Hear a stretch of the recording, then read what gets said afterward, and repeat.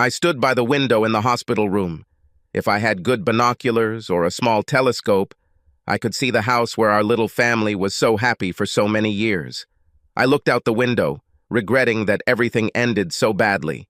My thoughts were focused on my only husband, Tim Sherman. We chose this house together. We liked him immediately. The view of the valley from the terrace was magnificent. This was a home made for us. I remember Tim looking me in the eyes and saying, "Holly, this is where we will raise our family." I agreed with all my heart. Tim was the man of my dreams. He was a handsome, hardworking man with real moral fortitude. He was reliable, honest, and loyal. He had a wonderful soul. He worked on the railroad. I was a high school teacher.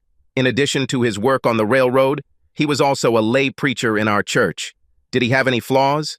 I didn't notice them for a long, long time.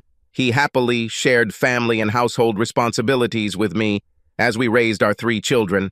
We have 2 daughters, Dolly and Anna, and a son, Jeremy.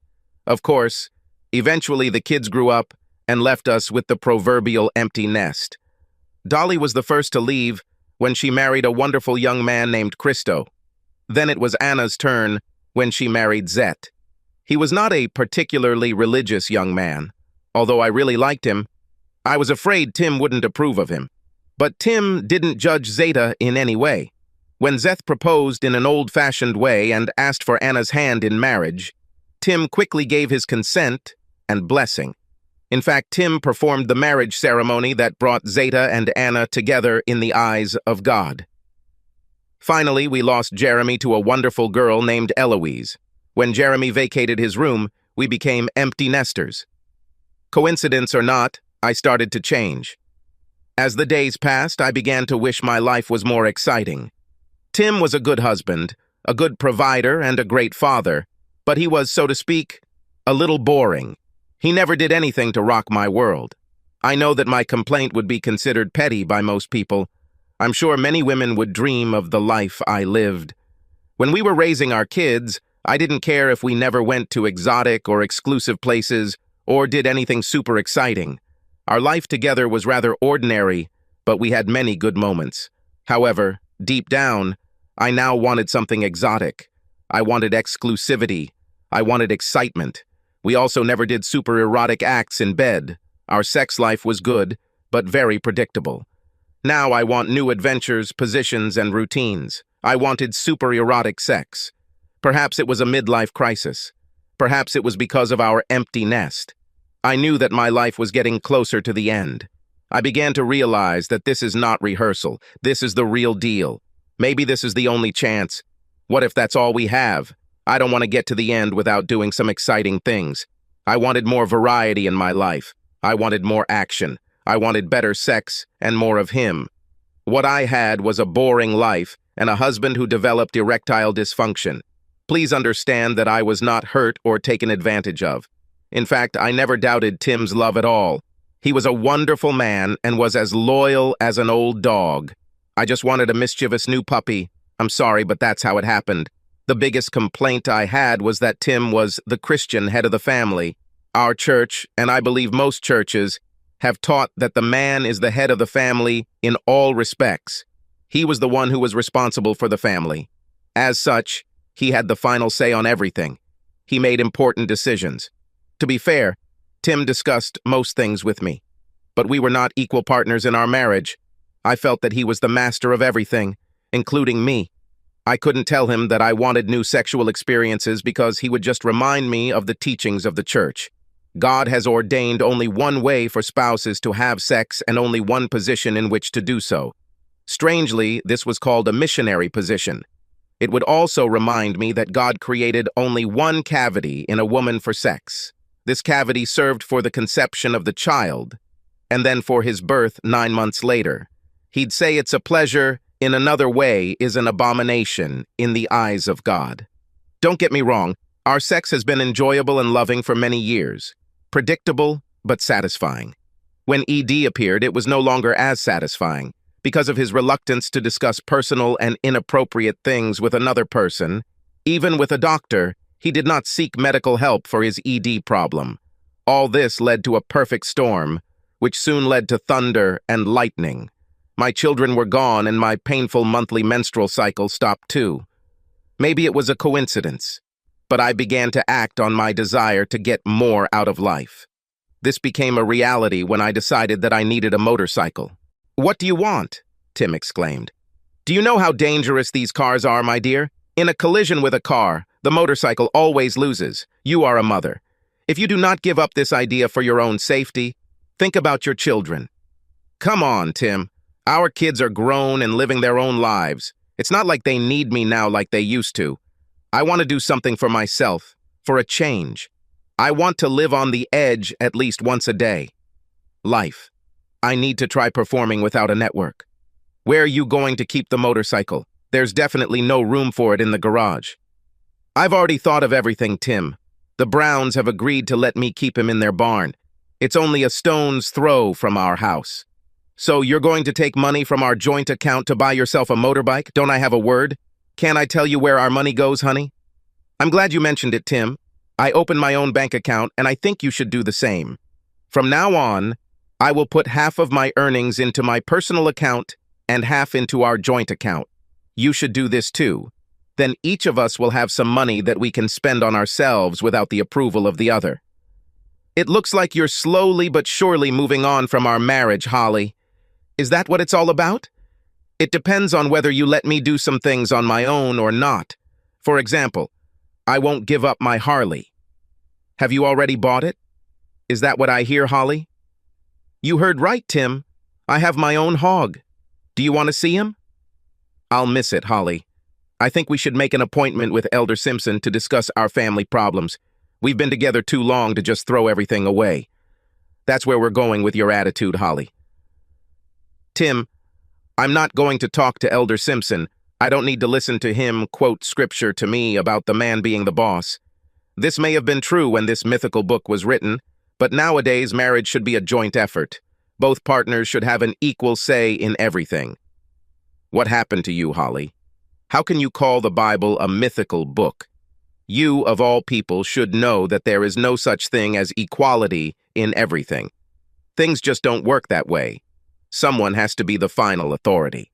Everyone must contribute, but ultimately, someone must be responsible for creating a solution in cases where the parties cannot agree."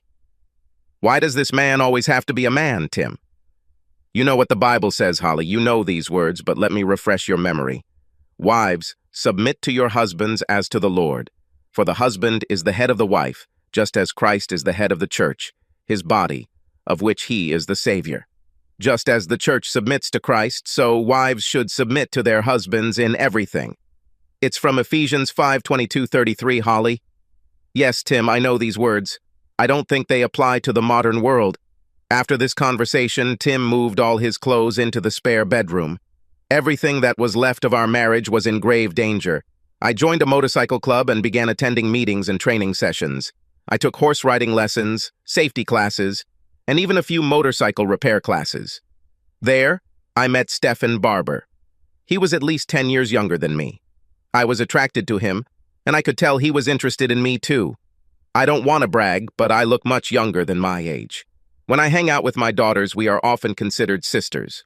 I don't look old enough to be their mom. Stephen was very surprised when I told him my age, but that didn't stop him from giving me the full press release. We went to many motorcycle events and picnics together.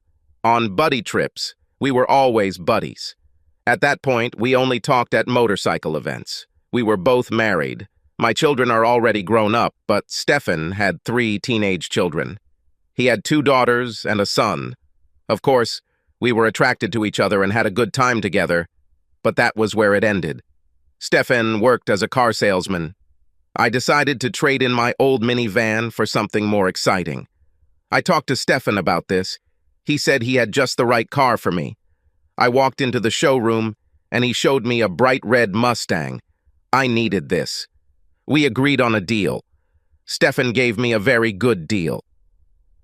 After the sale was completed, Stephen suggested they celebrate with lunch together. It was the beginning of a relationship that included more than just motorcycle-related activities. Over time, lunches turned into dinners. Dinner soon became something that could only be called date nights. We had to be very careful. We had to dodge. It was difficult, but the relationship developed, slowly but surely. We both thought our marriages were sinking. I was especially afraid of being responsible for the destruction of his family. I didn't want to be responsible for hurting his young children. He assured me that his marriage was already over. No matter what happens between us, he will get divorced. Meanwhile, my marriage became more and more fractured. When I brought the Mustang home, the real shit fan started working. What the hell are you trying to do, Holly?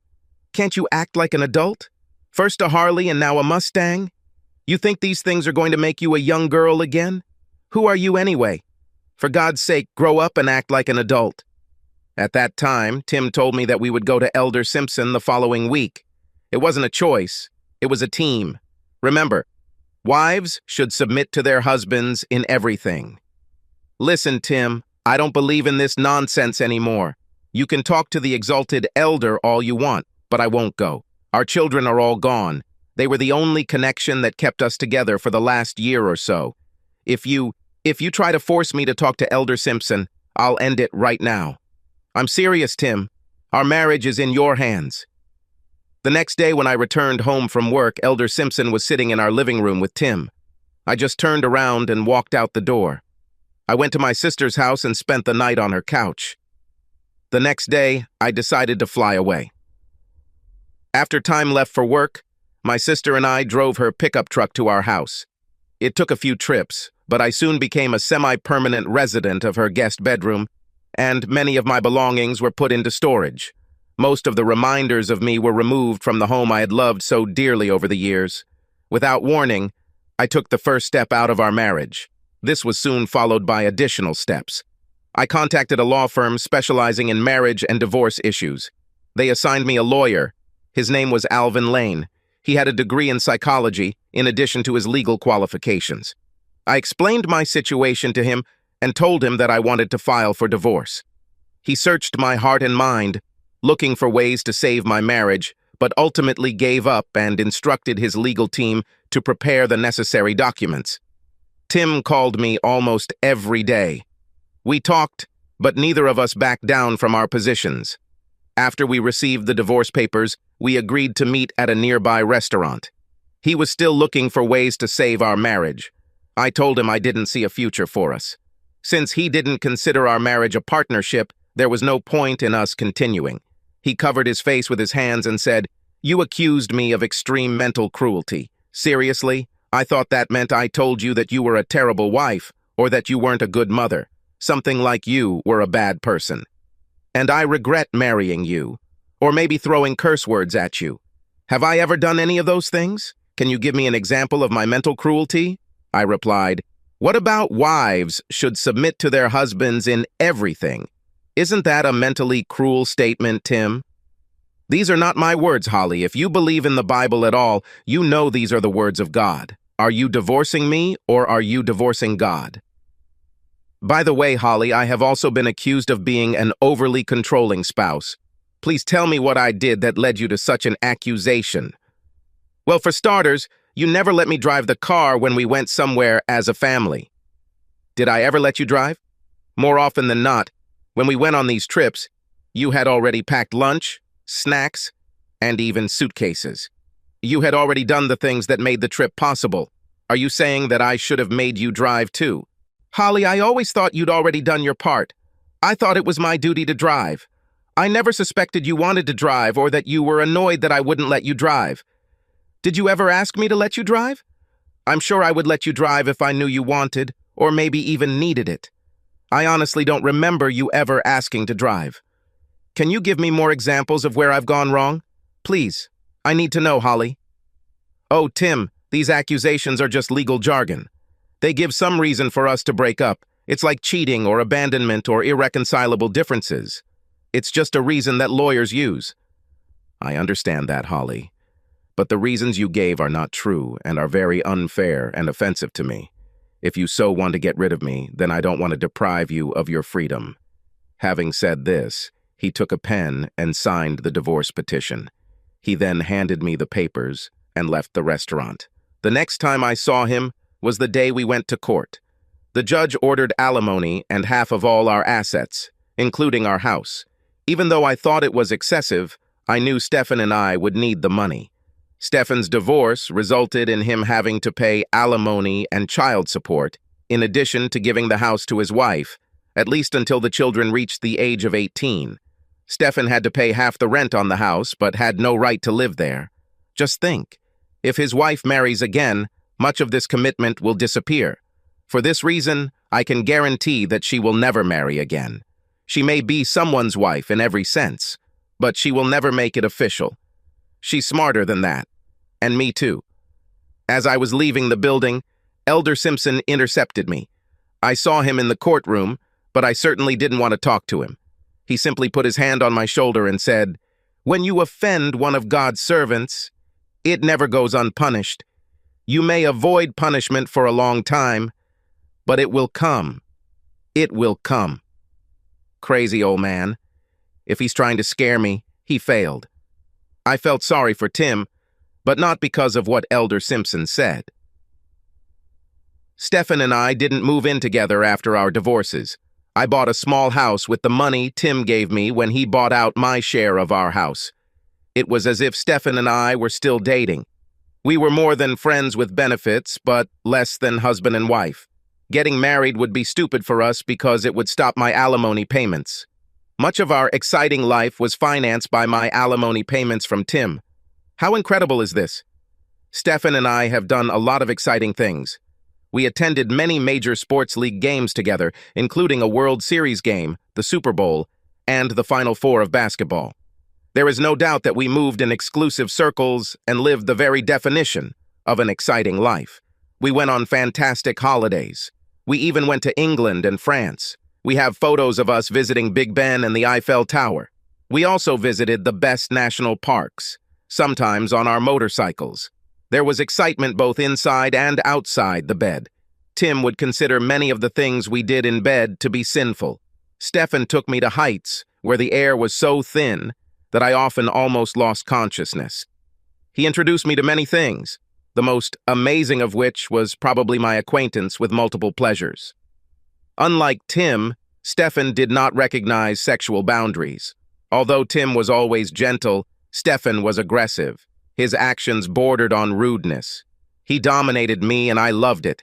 In some ways, I fulfilled my biblical role with Stefan more than with Tim. I completely submitted to my man, as instructed in the good book. However, I am confident that Elder Simpson would not have seen it that way. He would have given me over to the devil and sent me straight to hell. At first, all my children turned their backs on me.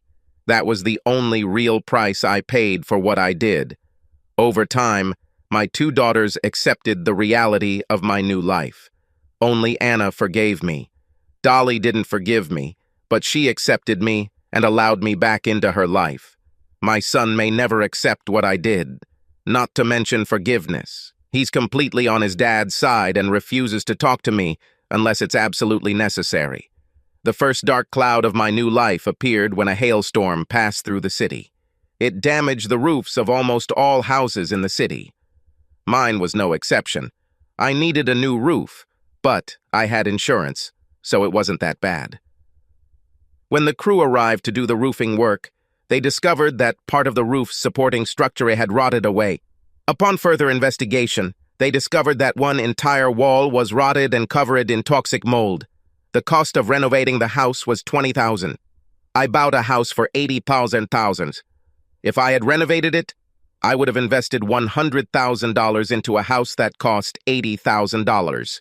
I consulted with an attorney about the possibility of suing the previous owners for not disclosing information about rot and mold. He said we would have to prove that they knew about it before the sale. This could prove difficult. Upon further investigation, he discovered that the sellers had gone through an expensive divorce and that it was unlikely they would have had the means to pay that amount of money. He said that even if we could get a judgment against them, which was far from certain, getting the money would be a completely different matter. It was a beat-blood situation, as he put it. So, looking at it from all sides, I was a loser. A few days after I received bad news about my house, while I was surfing the internet on my iPhone, a pop-up window appeared. It said, "The former believer rejected God. The punishment will be 3 curses. The first curse has already begun. 2 more to follow unless immediate repentance occurs. Really? A curse? I concluded that the curse statement could have been sent by one of 3 people. It could have been Tim, Jeremy, or Elder Simpson. Regardless of who was responsible, it was a despicable act. This was definitely not a Christian act. How did they get it to pop up on my iPhone screen? This in itself was a mystery. After 2 days, I began to believe in curses. Somehow the city found out about the condition of my house. An inspector came, and my house was declared uninhabitable. This meant that I had to leave the house immediately. I then had 30 days to begin repairs or demolish it and remove it from the site. The only other option was to sell it to someone else with full disclosure of the rot and mold.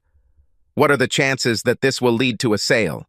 I also learned that insurance companies like to collect their premiums but don't like to pay out money. They would cover roof replacement, but rot and mold were not covered under my policy. My damage was enormous. I knew paying $20,000 to renovate the house was not an option. Demolition and cleanup would have cost me $8,000. Considering that I could have gotten $12,000 for the lot, my loss would still be $76,000. I discussed this with Stefan, and he reluctantly invited me to move in with him. This brought some complications when it was his turn to host the children.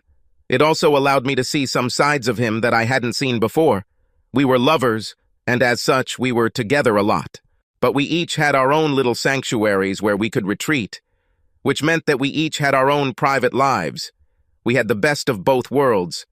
When I moved in with him, we were always together, except when one or both of us were at work.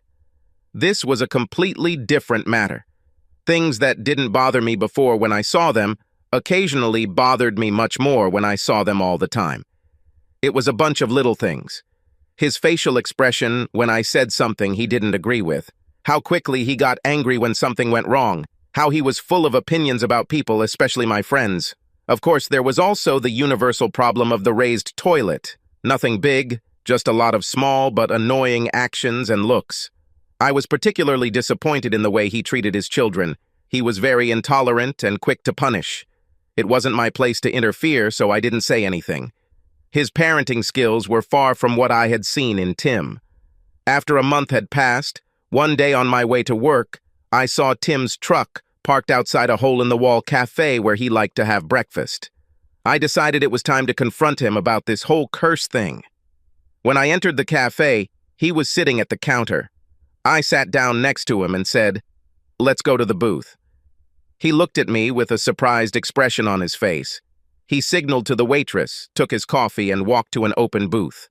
I sat down opposite him and ordered coffee and Danish pie. When the waitress left, I looked him in the eyes and said, "Okay, Tim, what is this curse nonsense?" His look convinced me that he had no idea what I was talking about. I lived with him for enough years to be able to read him. "What are you talking about, Holly? This is strange even for you. What do you mean by the curse nonsense? Looks like you need to shed some light on this." I said, "Before we get to that, look at this," showing him the city's sentencing report. He looked stunned. "I've heard from kids that you had problems with your house, but I've never heard of it being declared uninhabitable. Can't you get your money back from the seller?" he asked. I tried. I consulted with a lawyer. He said I could get a judgment against them, but that was unlikely as we would have to prove they knew about the problem when they sold. Even if we got a decision, the chances of getting the money were very low. They divorced, went bankrupt, and left the area. The lawyer said that after the divorce, they had big financial problems. I can understand that. Been there, been through it, Tim said. I ignored his comment and showed him the message about the curse, saying, "If you're not behind this message, then I think it must be Jeremy or Elder Simpson. Holly, how would it help me to do anything to hurt you? I need everything to go well for you and your lover so that he will marry you, and I could start saving some of my salary. I swear to you, I don't know anything about this message. As for Elder Simpson, he died 2 months ago. How did you not see this in the newspaper? His car was hit by a train. It was all over the news. It must have been when Stefan and I were abroad. I didn't follow the news from my hometown. The children told me about your trip. It must have been nice. It's a pity I can't afford such a trip. I ignored this comment. Looks like I need to talk to Jeremy. He must be behind this, I muttered. Holly, he doesn't approve of what you did to me and our family, but he would never do something like that. The boy still loves you. He just can't handle the consequences of what you caused. So where did this message come from, Tim? Do you expect me to believe that it was sent by an angel? No, I think you should pay attention to your lover's wife and his relatives. They are the ones who suffered the most from your actions. I was knocked down, but they were knocked out. His wife seemed to take it quite calmly, Tim. She doesn't seem like a vindictive person, I replied. If she accepted the loss of her husband and family without thoughts of revenge, then she is a saint, Tim replied. Listen, Holly, I know the fire chief well. We play cards once a week. I think I could make an arrangement for you with him. You could offer them your house for a training exercise. They could burn it down and clean up the area. At no cost to you. You could then put the property up for sale.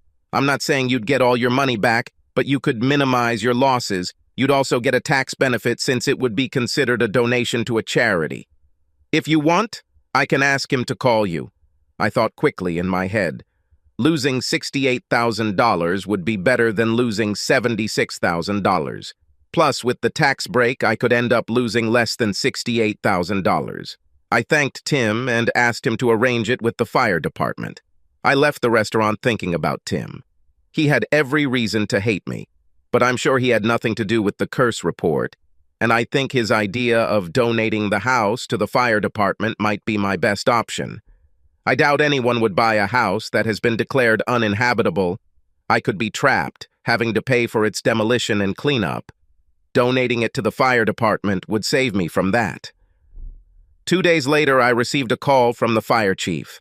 He wanted to inspect my house to see if it was suitable for a training exercise. He asked about the mold, and I told him the whole story. I met with him at the house, and he inspected the damaged area, then said he wanted a structural engineer to inspect the damaged area to see if it would be safe for his people to conduct a training exercise. The engineer arrived about an hour later and completed his inspection. He told me he would give his report to the fire chief. The next day, Tim called me. He said he had good news for me. The structural engineer's report showed that the mold in the house was not toxic. He tested it in 2 different laboratories, and both confirmed that the mold was not toxic. The original report was incorrect. Dry rot can be repaired, but non-toxic mold can be easily removed. A local company can make a home safe and habitable for about $5,000. The work can be completed in a week. Needless to say, I was delighted. I'm so glad I decided to stop and talk to Tim that day. And how grateful I was for his interest in my problem. Stefan was no help at all. Thanks to Tim, we discovered that there was no toxic mold and that rotten wood could be replaced for little money. Who was behind all this false information that led to my home being declared uninhabitable? Could I hold someone accountable? 2 weeks later, I returned to my own little house. I was very happy to be in charge of my life again. The truth is that I didn't really enjoy living with Stefan. I believe he too was relieved to see me leave. It also meant a significant reduction in the time I spent with Stefan. Our dates have been reduced to a minimum. When I threatened to sue the company that filed the false mold report, they settled the case and paid for the repairs. In the end, it didn't cost me anything, and I had a new roof and a healthy home. At that moment, I stopped and thought. It did not escape my notice that when trouble struck, Stefan did next to nothing to help me. It was Tim who came to my aid. After everything I did to him, he was by my side. He could rejoice at my karmic retribution and leave me in the lurch, but he is not that kind of person. When we started having problems, if he had satisfied some of my whims and allowed me to wander a little, maybe buy motorcycles for both of us, I would be happy. I think contentment is a key word for us in many ways. I was happy with my life until the day I stopped being that way. I was content with my husband, my family, my home, and even my church. My sex life was by no means the same as what I had with Stefan, but I was happy with it. In fact, The feeling of satisfaction I felt while cuddling after sex with Tim was just as powerful in its own way as the excitement I felt with Stefan. Having said that, I know I could never be sexually satisfied with Tim anymore, not after I experienced Stefan in bed. There is one case of escalation. It's hard to go back. Escalation feeds on itself. Once I experienced the new sex positions and the almost painfully erotic sensations that Stefan provided, I looked forward rather than back. How long will this go on before I need something new to satisfy?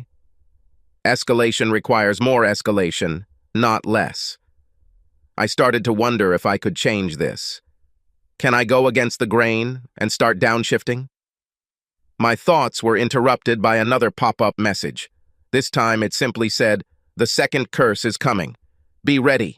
Nothing bad happened until the following Thursday when I received a frantic call from Anna saying that Maxwell, my grandson, had been in an accident on his ATV. He was in the hospital.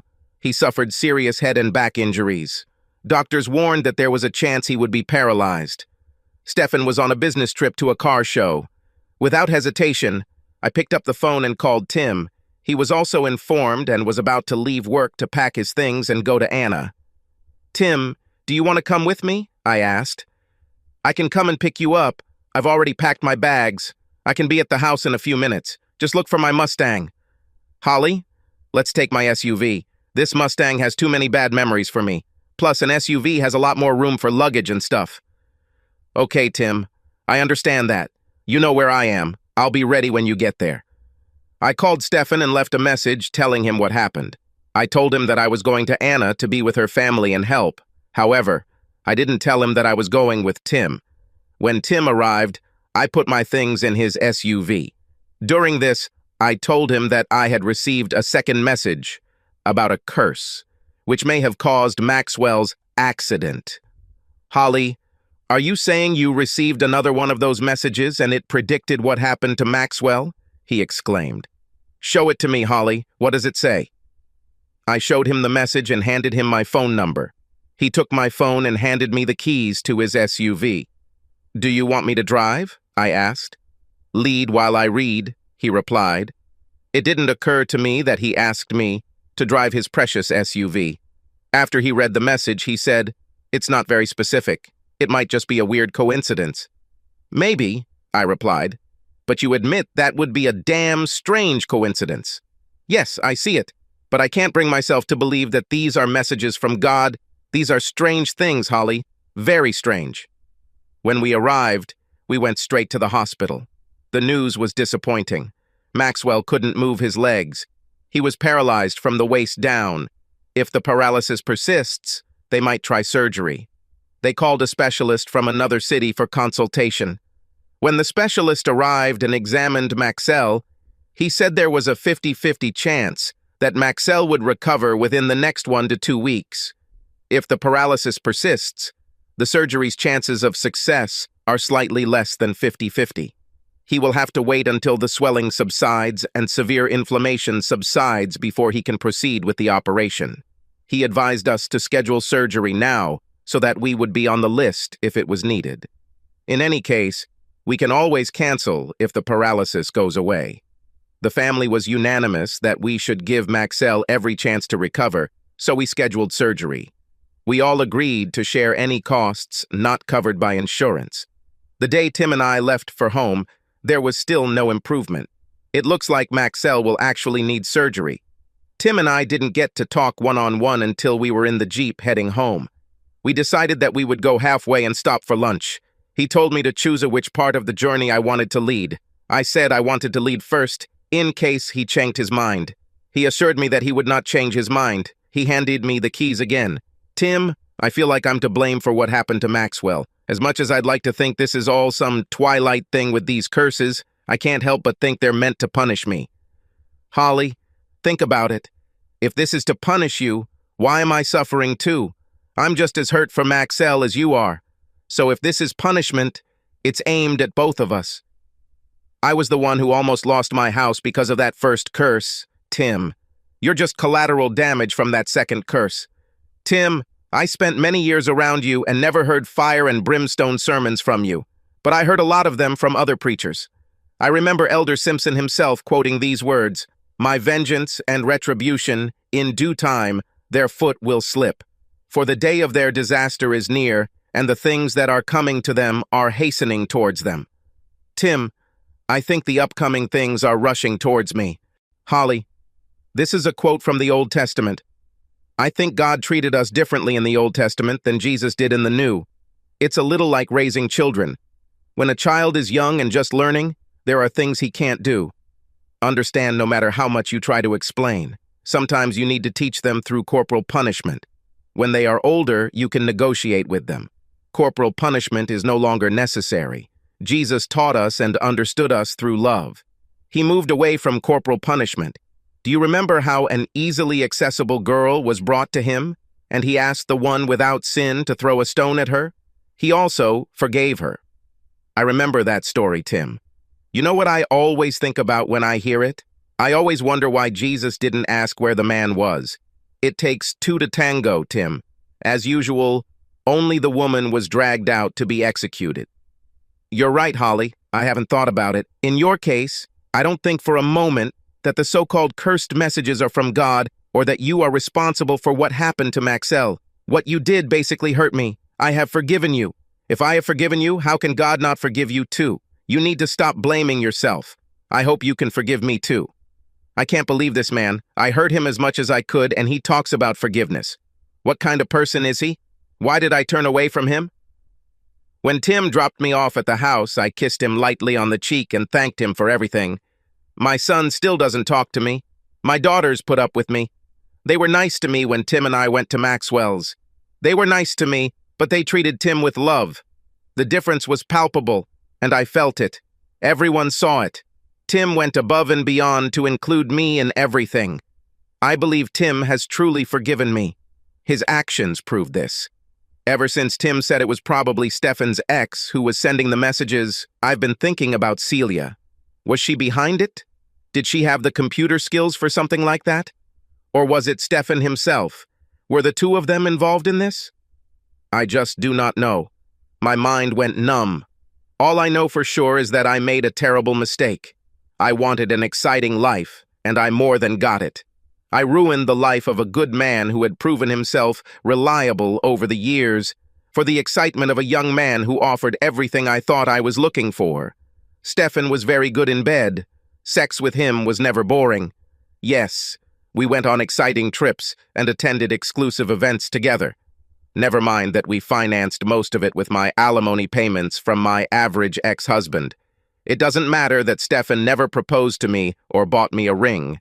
He had no intention of killing the goose that laid the golden eggs that made it all possible. However, things began to cool between us. I began to suspect that he had found someone else. What did I expect? He cheated on his wife with me. I wasn't even married to him. What could keep him from leaving our relationship? What could keep him from cheating on me? I knew the answer to this question. Absolutely nothing. The weeks passed. I rarely saw Stefan. I haven't seen Tim since we returned from visiting Maxell. Talk about an ordinary life.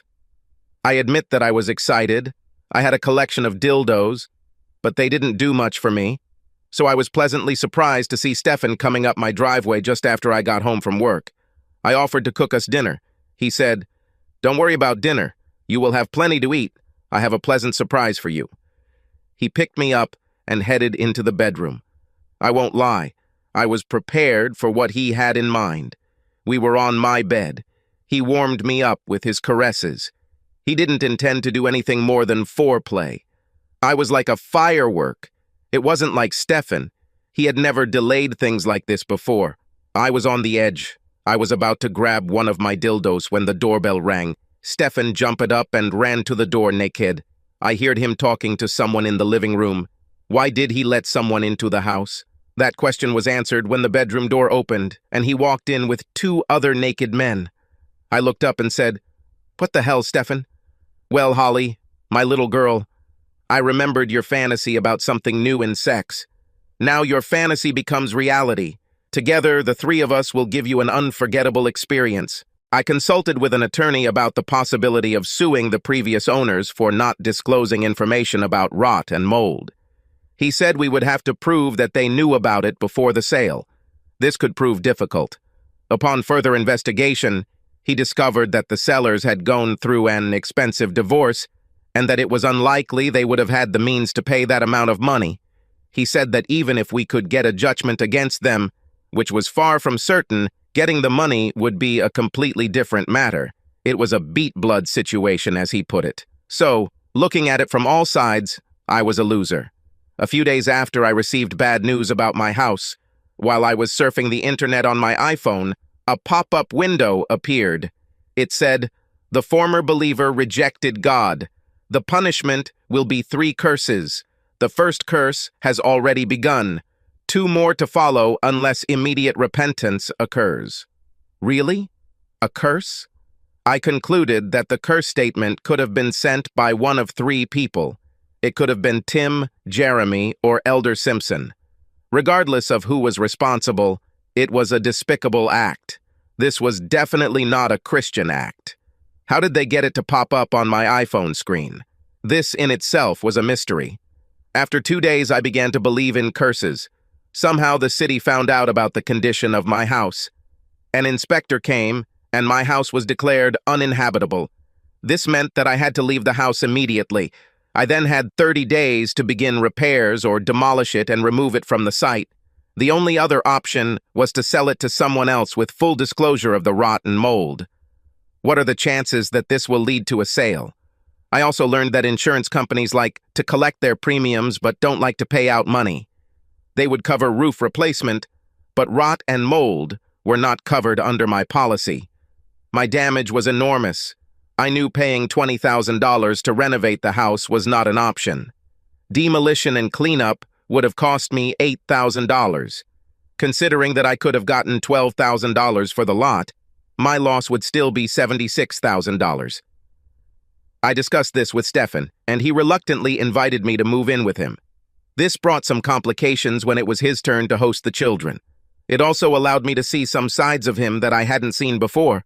We were lovers, and as such, we were together a lot. As the sexual activities continued, he saw how thin I was. He saw how my desire turned into helplessness. It didn't make him feel better. It made him feel worse. He felt dirty, defiled, and tainted. For some reason, his hatred of what Jamie had done to him turned into sympathy for this woman who went from desire and passion to hopelessness and regret. He saw me as Jamie before her fatal affair. He wanted to do for me what he couldn't do for her. He was sent by God to this devil-possessed woman I had become. We shared our lives through endless conversation that day. It continued through the simple but delicious lunch he prepared for us and dinner at a nice restaurant that evening. When he drove me home, I felt like I was with an old friend. He said he felt the same way. When we arrived at my entrance, he jumped out and opened the door for me. He left his car running as he walked me to my door. I was confused. I asked him to park his car in the garage and stay with me for the night. He said he couldn't switch that quickly. He said, "I participated in your desecration last night, and now I will be your lover tonight. I want to be your lover, but I want it to happen when you calm down and understand everything that happened. You need to understand how you feel about Stefan and Tim before you consider forgiving me, let alone loving me." I watched him drive away, and it was like saying goodbye to my best friend. Basically, he saved me. Yes, he participated in that sex, but so did I. I may have become a victim as events progressed, but in the beginning I was a willing participant. One thing is clear. I lived through my fantasy, and there was nothing left of it in my heart and brain. No more fantasies for me. I want reality, whatever it turns out to be. Then came another vital day. That was the day Anna called to tell me that Maxwell was improving. That night, he moved his ankles and toes. He could also feel touches on his legs. Doctors gave him a very good chance of a full recovery. Full recovery! It couldn't be better. I was as happy as I could be in months. Maxwell is doing great, and I'm back in my little house. God is in heaven, and all is well on earth. The only thing that bothered me was that Anna said that she tried to call her father several times to tell him the good news, but both his home and cell phones went to voicemail. She left messages, but there was no response from him. It was strange. I decided to drive past the old house on my way to work. His truck was not parked in the yard, but what struck me was the for sale sign on the lawn. I called Dolly. She couldn't contact her father either, but she was just as surprised as I was to see the for sale sign. She speculated that some children might have put it there as a joke, or that the real estate agency had placed it there by mistake. I saved the real estate agency's phone number in my phone contacts. While I was doing this, I received another pop-up message. It said, "Today comes the third and final curse." Now my day was not so happy. When I arrived at work, I called the real estate agency. They confirmed that Tim Sherman had authorized his son, Jeremy, to list the house for sale. The listing was completed 2 days ago. With this information, I decided to do the only thing I could, gather my strength and call Jeremy. He might tell me to go to hell, but I had to try. I called his cell phone and he surprised me by answering. "What do you want?" he growled. "Jeremy, I know you hate me and you have good reasons, but for the love of God, son, please tell me why your father is selling the house and why he won't answer the phone." "Why do you need this, Mom? Why the hell do you think this concerns you? You left him for some slug, forgot about it?"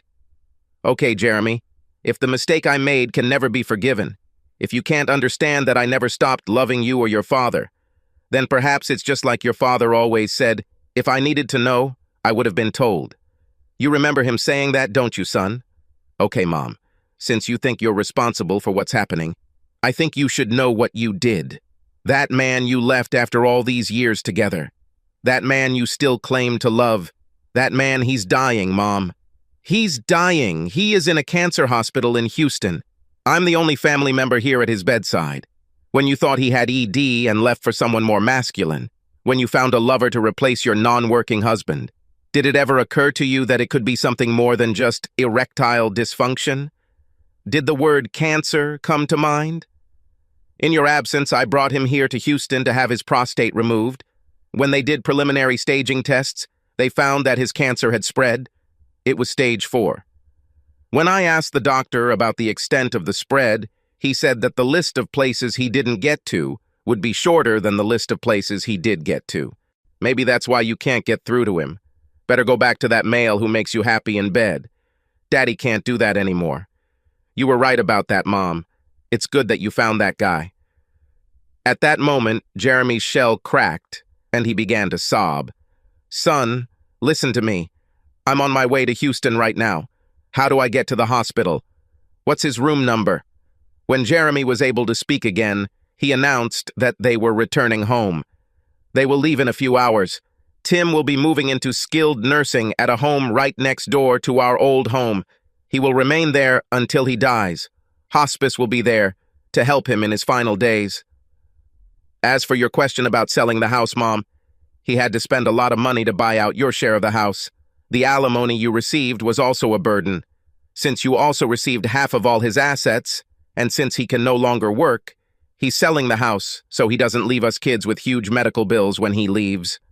I hope this makes you happy, Mom. You win, he lost. He lost big. He's about as low as he can go. It's all thanks to you, Mom. Keep enjoying your newfound happiness and leave us alone.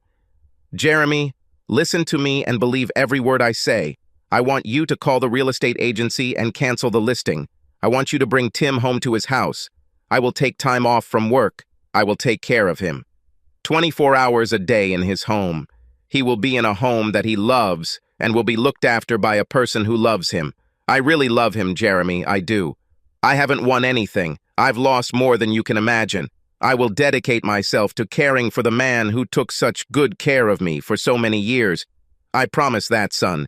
At home, in his house, you and your sisters can come and stay anytime. Your old rooms will be ready. I will take care of it. I suppose everything, as you said, is my fault. I know it. It is my duty to do it for him and our children. I will make sure he has everything he needs. I will use that money you mentioned to do everything I can to make him feel comfortable. Jeremy, can you do this for him? I'm begging you, son. Please help me help him. It makes sense, son. You know it does. When Jeremy calmed down, He replied, "Thank you, Mom. I was praying for something like this to happen. I was praying for a miracle. I never imagined, after everything that happened, that you would be the miracle. I'll make calls to the agency. Real estate and long-term care facilities. I'll cancel both. I'll bring Dad home. Thanks, Mom." I was sitting on the porch swing when Tim and Jeremy pulled up to the house. I ran out to the car and opened the passenger door. I helped Tim out of the car and walked with him hand in hand to the porch steps. It was difficult for him to climb the stairs with my help. I was shocked at how weak he had become since I last saw him. He was out of breath when he finally sat down in his favorite chair. Jeremy showed me the bag of medications the hospital sent home with him. There were 3 sheets of instructions on how and when to take the medications. The first step was to make Tim comfortable. Then I prepared snacks for him and Jeremy. After Jeremy left, Tim and I stayed together in this special house for the first time in many moons. We talked like 2 old friends who had not seen each other for many years. We had a lot to catch up on. Finally, Tim got tired and took a nap. While he was sleeping, I read all the instructions provided by the doctors. I was determined to give him the best possible care. When it was time for bed, I helped Tim into bed. He suffered from severe back pain. I rubbed the provided ointment onto the sore spot. Finally, he was able to relieve the pain and fall asleep. I climbed into bed with him. I wanted to be there if he needed anything. One night, I sensed that he was in trouble. He seemed panicked. I reached out and touched him. He looked at me, there next to him. He grabbed my hand. He calmed down immediately. He held my hand until he fell asleep again. As the days passed, we became as close as before. We spent many happy hours reminiscing. We talked a lot about the past, but never about the future. We felt comfortable with each other like never before. We were as happy as we could be, given the circumstances. We hugged every night. There were also many hours when we just held each other and cried. Maybe we cried for different reasons, but our tears merged into a river of pain, regret, and hopelessness. As his condition continued to deteriorate, we were forced to purchase a walker. A few weeks later, we bought a wheelchair. I knew time was running out, and I desperately wanted to take Tim to church one more time, but we needed a specially equipped van to do it. I visited a dealer who I knew sold specialty vehicles. They found a van that was exactly what we needed. It was one of those tall Mercedes vans called a Sprinter that had been modified, including a lift and other equipment to accommodate a wheelchair. The seller was not sure if they could accept the motorcycle as payment. He went to talk to his boss about the matter. When he returned, he said that the boss was already on his way down to us, but halfway there he turned around and returned to his office. The salesman assumed that his boss must have received an important call. We waited a few minutes for the boss. The salesman treated us to coffee and donuts while we waited. Talk about surprises. When the boss joined us, it was Luke. He said, "When I saw who the client was, I took some time to think about the situation. I made a few calls and I have an offer for you." I joked, "Oh, Luke, it's so unexpected, but I accept it." He smiled and said, "That will come later, but I like your answer." He told me that one of his rules was to never turn down a sale, but in my case, since he knew the circumstances, he made a few calls and found a perfectly equipped van that he could lend me. He pointed out that when the inevitable happened, I'd be stuck with a van I didn't need, plus I'd lose the Harley and Mustang I loved. He said that if I agreed, it wouldn't cost me anything no matter how long it took me to get the van. He could deliver it on Friday. I was delighted. I said, "Luke, you have no idea how glad I am to have met you. I know the circumstances were terrible, but at least some good came out of a bad thing. This will be so good for Tim. I will be forever grateful." How did we talk for so long and I didn't know anything about how you make a living? Well, Holly, I don't know anything about your work either. I think we had more important things to discuss. Don't you think we need to talk more? When the time comes, let's do it. I hugged him and whispered my answer in his ear. He smiled. When I got home, I told Tim that I had rented a wheelchair-accessible van. I told him we would use it to get to church on Sunday. I was surprised when he told me that he had not been to church since the day I left him. Tears rolled down my cheeks as I screamed, "What have I done? I have turned you away from your God." No, Holly, don't blame yourself. When you started the path that eventually took you away from me? When did you buy a Harley and a Mustang? When you began to challenge my authority as the head of the family and even the word of God on which it was based? I began to pray. I prayed harder than ever before. I prayed for guidance to keep you close to me and for the preservation of our family. The day you left, I said my last prayer. More precisely, I shouted a prayer at the top of my lungs. This was the prayer that Jesus offered from the cross. Father, why have you forsaken me? This was the last prayer that passed through my lips. I haven't gone to church or prayed since then. While we are already talking about this, when you told me about the curses, I knew it was my rejection that caused everything. You blame yourself, but in reality, you suffered collateral damage because I rejected God. Oh, Tim, I don't believe that. Your God would never turn his back on you like that. You've served him well for as long as I've known you. He's a God of love. Holly, look at me. Does this shell of a man look like a man loved by God? Do you think I feel his love? I've never felt so alone. I've lost both you and God. You may have lost me for a while, but I'm sure you haven't lost God, I said. Then, out of the blue, he asked me if I was a feminist. I really didn't want to venture into uncharted waters that could be counterproductive, but I knew I couldn't ignore him. I told him that I was more of an egalitarian than a feminist. I don't know if there is such a thing, but that's what I believe in. I am for marriage equality. That evening, I prayed for the first time in a long time. I admitted to God that I don't know how he awards points for entering heaven. I stated that if I had accumulated any points for being a devoted wife for over 20 years and raising 3 fine children, I would like to have those points transferred to Tim's account. I admitted that it was my fault that he lost faith. On Sunday, we actually went to church. Everyone was so happy to see us. We were received with open arms. It seemed like we never left. We met Elder Young. He was Elder Simpson's successor. He had an appropriate name as he looked very young. It was very different in many aspects from its predecessor. It was good to be back in our church home. I repeated the prayer I said on Friday as I stood at the altar of the church where Tim and I got married. I have never prayed harder in my life. When we were leaving, I saw Luke. He was talking to Elder Young. Tim was busy talking to his friends, so I excused myself and went to Luke. Elder Young saw me and said, "Holly, this is my big brother, Luther." I extended my hand as if we had never met, but Luke held my hand in both of his as he said, "Brother, this is the woman I told you about." Elder Young said, "I completely understand. I pray to God that he surrounds you both with his forgiveness, love, and blessings. He's not done with you two yet." Luke squeezed my hand, saying, "I sure hope so." When someone else started talking to Elder Young, I turned to Luke. "It seems like there's a lot I don't know about you. Did you tell him how we met?" "Every detail, Holly. He reminded me that God works in mysterious ways. Can you imagine a weirder or more mysterious way to meet the person you'll marry?" he asked. "No, I cannot. Did I understand correctly?